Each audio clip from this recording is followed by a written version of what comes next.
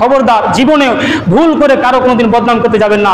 আবু হুরায়রা রাদিয়াল্লাহু তাআলা আনহু বলেন, রাসূল সাল্লাল্লাহু আলাইহি ওয়াসাল্লাম বলেছেন, লাম্মা উরিজা বি রব্বি, যখন আমার প্রতিপালক যখন আমাকে উপরে নিয়ে গেলেন, তথা জিবরাইল আলাইহিস সালাতু ওয়াস সালাম যখন আমাদের নবীকে উপরে নিয়ে যাচ্ছে, নিয়ে যেতে হঠাৎ দেখলাম কতগুলো মানুষ, লাহুম আজফারুম মিন নুহাস, যাদের লম্বা লম্বা নখ, তামার নখ, লম্বা লম্বা তামার নখ রয়েছে, ইয়াকমিসুনা উজুহাহুম, তারা ওই তামার নখ দিয়ে তারা মুখকে এইভাবে চামড়ে ধরছে, ছিঁড়ে ধরছে, ও সুদুরাহুম, এবং তাদের বুকের চামড়াগুলোকে, গোশগুলোকে ছিঁড়ে ধরছে।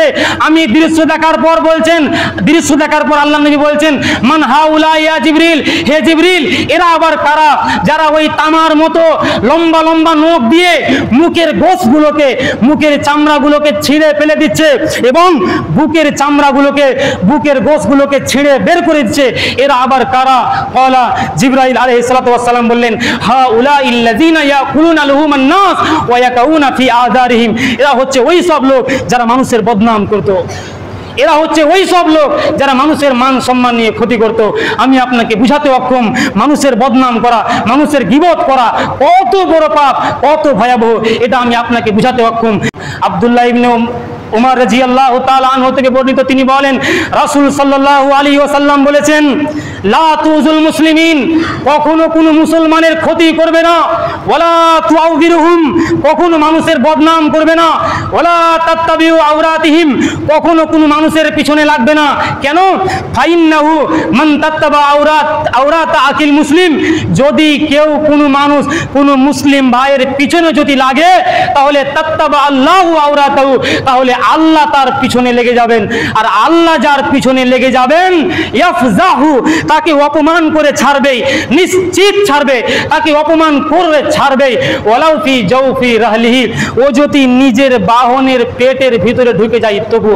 বুঝতে পারেননি? কথা স্পষ্ট, একটু আসান করে দিই। মনে করেন আপনি আমার বদনাম করেছেন, অথবা আমি আপনার বদনাম করেছি, আমি ইমাম সাহেবের বদনাম করেছি, আরো অমুক মানুষের বদনাম করেছি, অমুক মানুষের পিছে লেগেছি। তো আমি অমুক মানুষের বদনাম করে আমি যদি ইন্ডিয়া থেকে পাকিস্তান চলে যাই, সেখানেও আমাকে অপমান হতে হবে, নিশ্চিত হতে হবে, সুনিশ্চিত হতে হবে, অবধারিত হতে হবে। সম্মানিত উপস্থিতি, আমি আপনাকে বুঝাতে অক্ষম, মানুষের পিছনে লাগা, গীবত করা, মিথ্যে বলা কত বড় পাপ। আপনি নিজে খেয়ে, নিজে পড়ে, অপরের বদনাম করে নিজের জন্য জাহান্নামের রাস্তাকে কেন আপনি প্রশস্ত করতে যাবেন? অবাক কথা।